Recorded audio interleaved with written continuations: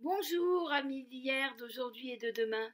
Eh bien aujourd'hui je voudrais vous parler d'un sujet qui, comme vous le savez, me tient à cœur. Eh bien comment communiquer avec ses guides. Parce que c'est vrai qu'on me le demande, je fais donc une formation sur internet dans le grand changement à ce sujet, beaucoup de séminaires en présentiel et là je voudrais simplement vous parler de ce sujet qui me passionne. C'est la communication avec les guides. Eh bien, je pense que la première chose qu'il est important, c'est de démystifier ce phénomène. Parce que la communication avec le plan fluidique, ça a toujours existé. Il faut savoir que dans les anciennes civilisations, ça se faisait.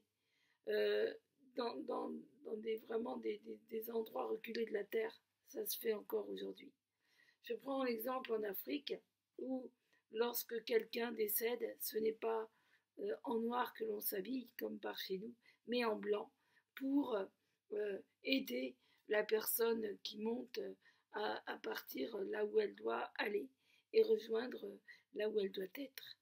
Donc c'est vraiment aujourd'hui important de penser que la communication avec les guides, eh bien, c'est pas, on ne devrait même pas à point appeler ça du paranormal. En fait, la vie fait partie de la mort et la mort fait partie de la vie. Parce qu'en fait, nous sommes éternels. Nous vivons et notre cœur s'arrête.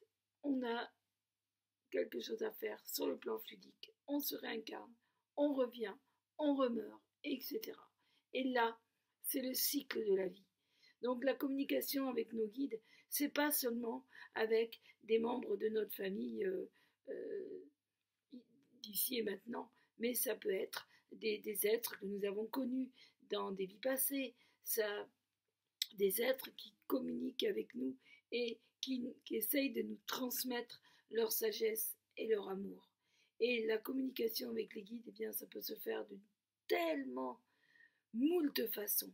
Nous pouvons communiquer par le biais de l'écriture automatique, par le biais de la peinture, d'autres ça va être au niveau du corps, d'autres par canalisation. En fait, on a de multiples façons de pouvoir communiquer avec nos guides. Et je voudrais aussi mettre l'accent sur une chose, c'est que nous avons point que des guides humains, mais nous pouvons aussi avoir des guides animaux.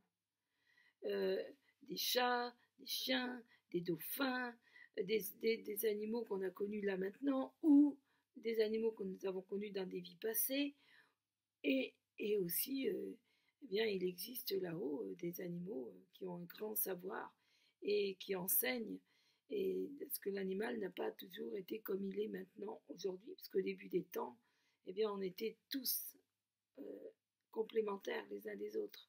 Donc on peut aussi avoir des guides plantes, on peut aussi avoir des guides parmi les pierres. Donc c'est vraiment important. Qu'entendons-nous parler par guide?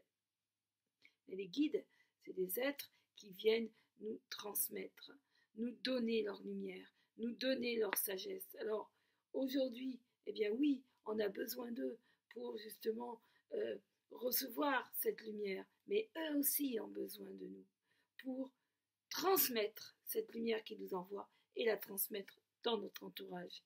Et chacun peut avoir sa façon différente. Et moi, quand quelqu'un vient nous voir avec Tina et nous dit « Oh mais non, mais moi, de toute façon, j'ai pas de ressenti, je sais pas comment faire. » Non, non, non, non. Tout être, je dis bien tout être de lumière a forcément un ressenti. Seulement, on ne l'apprend pas à l'école, puisque dès notre plus jeune âge, on nous apprend à nous taire sur nos ressentis, on nous apprend à ah oh, mais ça c'est ton imagination, arrête de dire n'importe quoi, etc. Donc on a tous vécu ce genre de choses. Mais en fait, la communication avec les guides, elle est simple. Et comme le dit un être que j'admire beaucoup, l'excellence l'excellence réside au cœur des choses les plus simples.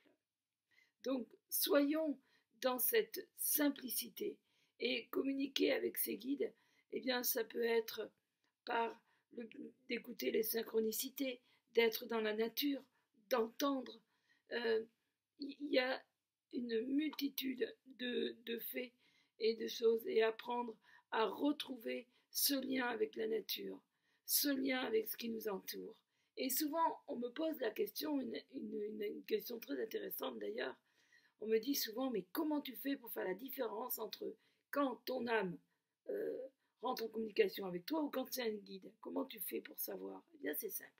Quand c'est ton âme, tu le ressens là. C'est comme une petite voix, mais c'est ta petite voix qui te parle. Et quand c'est un guide, ça t'est transmis d'un coup. Pouf, tu ressens là, au niveau du plexus. Bon, d'autres, ça peut être de différentes façons, mais il y a une différence. Quand c'est un guide, tu sens que c'est de l'extérieur, c'est une intuition ou d'entendre, et c'est plus fort que toi. Là, tu sens que c'est extérieur à toi et que tu l'entends ou tu le ressens, ou tu le vibres, ou tu le vois. Et quand c'est ton âme, eh bien c'est ta petite voix intérieure qui te dit attends, mais là, ressens. Non, là, ça me convient. Ou là, non, il y a quelque chose. Et en fait, tu peux faire la différence toi-même en étant connecté à ton cœur. Et plus on se connaît bien, et plus c'est facile de faire la différence entre la communication avec ses guides et la communication avec son âme. Alors je dirais que plus nous communiquons avec notre âme, plus nous entendons notre petite voix intérieure, plus il est facile pour nos guides de communiquer avec nous. Et plus nous allons communiquer avec nos guides, et plus nous allons entendre facilement notre petite voix intérieure. Donc en fait, les deux se rejoignent.